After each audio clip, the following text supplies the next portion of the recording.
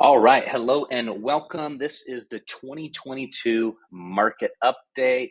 Let's just dive right in. We got a lot of content that I want to share with you. Okay. So December 2022, we ended with a median sales price of 275,000. You see, that is a drop. We were close to 300. I think it's maybe 295.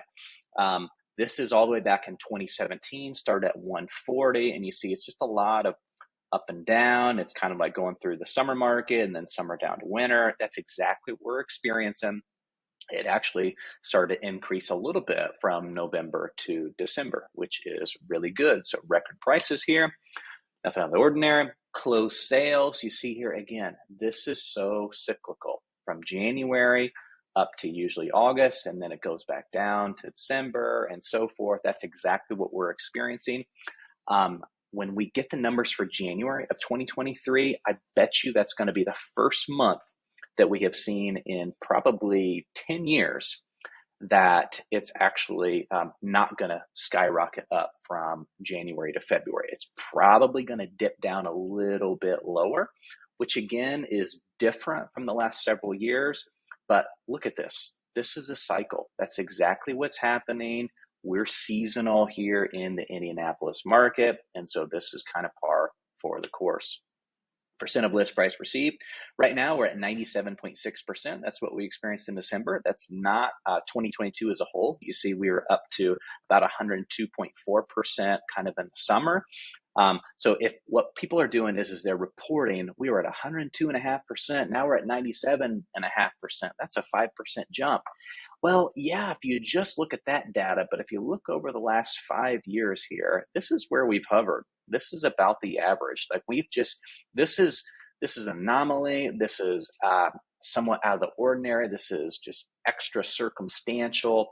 Here, we're starting to get back into more of a stable market, which is very good news. Days on market, ignore this 26, that's the median. What we want to look at is the average. We're at 45 days on market. Of course, we can still see some homes sell in the first day or two, and we see some that sit on the market for 6 months. It just depends on price, condition, location.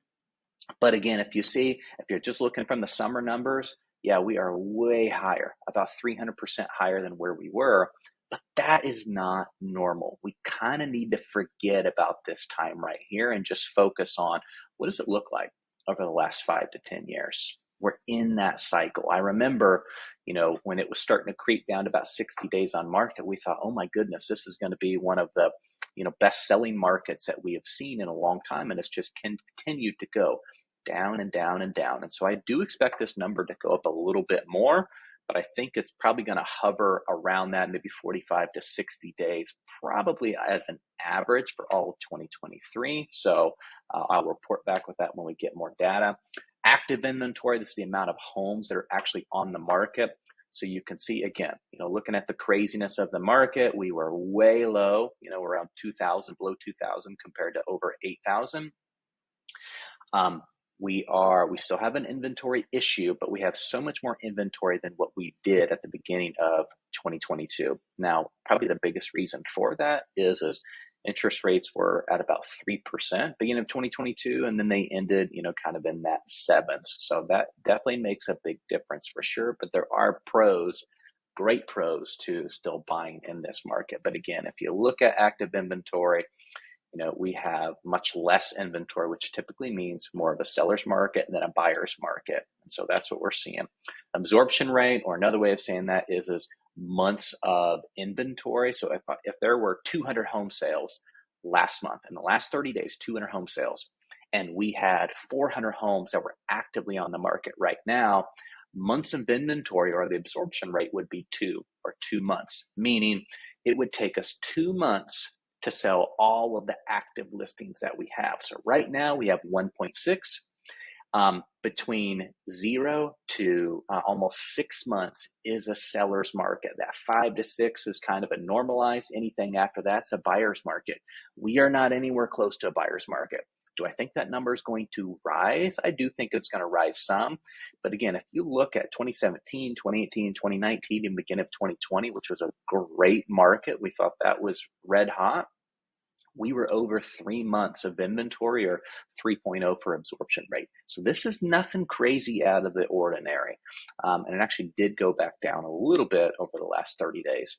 Pending sales, this is a good one to look at. Again, what do you see here? What are the trends? Shoots up from January to the summer and then goes back down. That's exactly what we're seeing. Again, I bet you that this number is going to be even lower for January of 2023, but I could be wrong with that, but most likely it's going to shoot back up. Again, we're in that cyclical market. New listings, again, same thing as inventory. We're way low on listings, but we should see that start to creep back up, especially as hopefully interest rates start to creep back down, maybe into the fives, and they'll probably kind of stay around that area for a while. This was a really good slide to be able to show. So this is Zillow's home value index.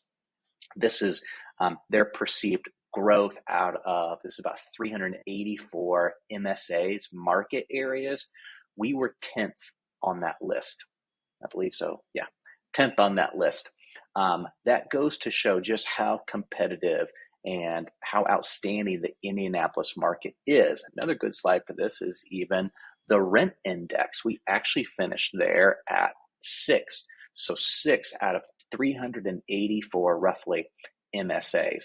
The Indianapolis market is really strong. The mistake that a lot of people make is they're watching national news, or maybe even if you watch regional news about the Midwest, it's not taking into consideration Indianapolis and the local economy as a whole. And so there are virtually no economists in the Indianapolis market that think that we are actually going to depreciate. Home prices should continue to go up. Of course, no one has that crystal ball, but I'm just here just to kind of show you what some of the data is. And again, so this is 2019. All right, this is interest rates, fixed rate mortgage. We were at the beginning of 2019 about 4.5%. Obviously, this is a big jump to where we were 7%. That's huge, right? That's what people are focusing on. But if you actually zoom out, you look at the 70s, 7.5%, all the way up to 18, 19. And no, I'm not saying we're going to get back to that.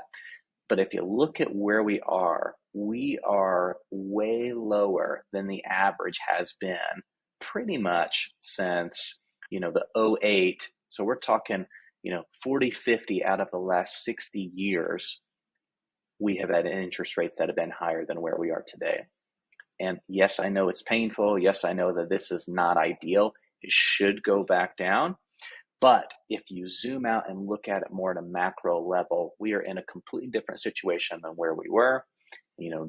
This recession right here, and every single recession, home prices continue to go up from there as interest rates actually do go down. So I thought that this would be helpful for you. This is not a plea for you to decide to buy, if you decide to sell. But if you got any questions about this, I just wanted to cut through the noise and actually show you the data, show you the analytics of what's going on in the metro Indianapolis area. So as always, if you have any questions about this information, reach out, let me know. Would love to, shoot you an email, give you a phone call, whatever would be best for you. If you want some more info, happy to share that, share some of those sources. Hope you have a great rest of the day. We'll chat soon.